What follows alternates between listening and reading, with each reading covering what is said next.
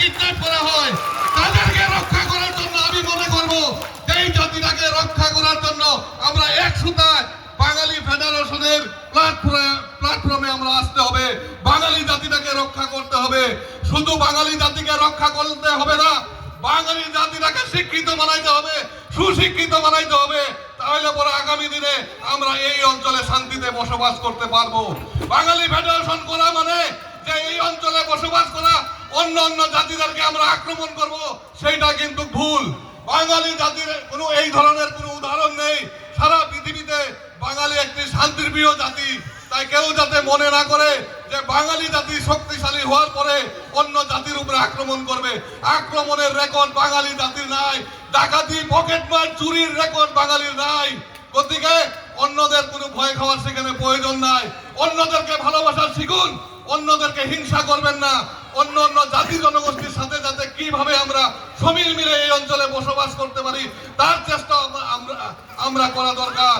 আমরা যেই অঞ্চলে থাকি এখানে বিভিন্ন ভাষাভাষী লোক এখানে থাকে, সেই ভাষাভাষী লোকের সাথে আমরা মিলিন হয়ে তাদের সাথে আমরা এই অঞ্চলে বসবাস করে এই অঞ্চলের সর্বাঙ্গীন উন্নতির জন্য কাজ করতে হবে। তাই আপনাদেরকে আমি আহ্বান জানাই যে আমাদের সাথে সাথে আমরা যাতে অন্যদেরকেও নিয়ে চলতে পারি, তার জন্য প্রথমে আমাদের চাই যে বাঙালি জাতিটাকে শক্তিশালী করা, বাঙালি জাতিটাকে একত্রিত করা।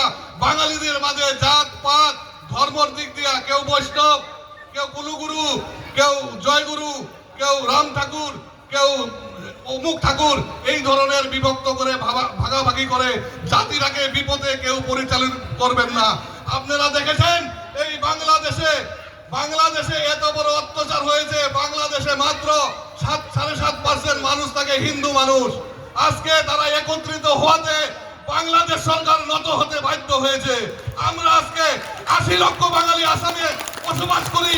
যদি 80 লক্ষ বাঙালি যদি আমরা একত্রিত হয়ে থাকি তাহলে যেই কোনো সরকার আজকের দিনে আমাদের কথা মানতে বাধ্য হবে। যদি আমরা একত্রিত হয়ে থাকি আমরা খুব আজকের দিনে দুঃখিত। কিছু কিছু সরকারি প্রতিনিধিকে এখানে নিমন্ত্রণ করা হয়েছিল, তারা আজকের দিনে এই অঞ্চলের শোষিত, নির্যাতিত, লাঞ্ছিত, বঞ্চিত মানুষের পাশে তারা দাঁড়ায় নাই। তার জন্য আগামী দিনে তাদেরকে প্রতি উত্তর দিতে হবে। যাদেরকে এখান থেকে নিমন্ত্রণ পত্র দেওয়া হয়েছিল, যারা এখানে আসে নাই, তাদেরকে আগামী দিনে এই মঞ্চের থেকে আপনাদেরকে বলছি তাদেরকেও তার প্রতি উত্তর দিতে হবে। প্রতি উত্তর না দিলে আপনাদেরকে কেউ পাত্তা দিবে না। তাই আপনাদেরকে বলবো যে এই কষ্ট করে যারা এত সুন্দরভাবে আজকে 1 মাস যাবৎ কষ্ট করে এই অঞ্চলে একটি অধিবেশন আরম্ভ করেছে, তারা আশা করে বিভিন্ন জাতীয় দল সংগঠন, সরকারি পক্ষ, বেসরকারি পক্ষ অনেকজনকে নিমন্ত্রণ করেছে। কিন্তু যারা সরকারি পক্ষে হোক, যারা জনতার প্রতিনিধি, তারা আজকের দিনে আমাদের পাশে দাঁড়ায় নাই। তাদের কিন্তু প্রতি উত্তর আমি মনে করব আপনারা যদি সত্যিকারে বাঙালি হন আগামী দিনে তাদেরকে প্রতি উত্তর দিবেন। যাই হোক, আমাকে বক্তব্য দেওয়ার জন্য বলে নাই, আমাকে আজকের এই মুক্ত মঞ্চটি শুভ আরম্ভ করার জন্য বলছিল। তার জন্য 2-1 কথা আবেগিক হয়ে আপনাদেরকে বলছি, কারণ জাতি হিসাবে আমরা বহুত পিছিয়ে আছি। আজকের দিনে আমাদেরকে তাচ্ছিল্য করা হয়, যার জন্য করা হয়, সেই জন্য আমরা যদি তাচ্ছিল্য থেকে মুক্তি পাইতে চাই তাহলে আমি ভাবি আমরা সবাই মিলে একত্রিত হয়ে আমরা এই অঞ্চলে আমাদের শক্তি প্রদর্শন করব এবং আগামী দিনে আমাদের যে প্রাপ্য অধিকার সেটা আমরা দাবি করে হোক, ছিনে নিয়ে হোক, আমরা নিয়ে আসবো।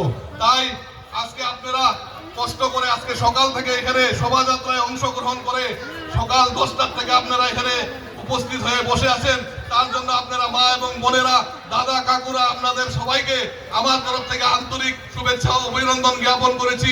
যারা এখানে এত কষ্ট করে রিসিপশন কমিটির যারা কার্যকর্তারা এত কষ্ট করে এই আয়োজনটা করেছে তাদেরকে আমি ধন্যবাদ জ্ঞাপন করেছি। এবং আজকের যে এই মঞ্চ শুভ আরম্ভনী এখন থেকে হলো বলে আমি ঘোষণা করছি। ধন্যবাদ, নমস্কার। ধন্যবাদ জ্ঞাপন করছি সারা বিটিআর বাঙালি যুব ছাত্র ফেডারেশনের কেন্দ্রীয় কমিটির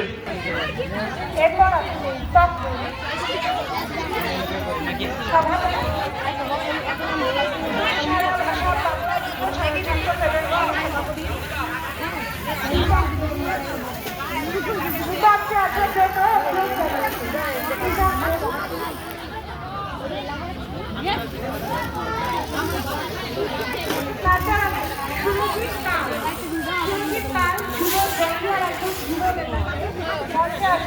বিশেষ অনুরোধ জানালাম। বন্ধুরা খাওয়া দাওয়া হয়ে গেল, ওখানে আমরা চলে যাব, টেনশন নয়। সকলকে নমস্কার জানাই। আজ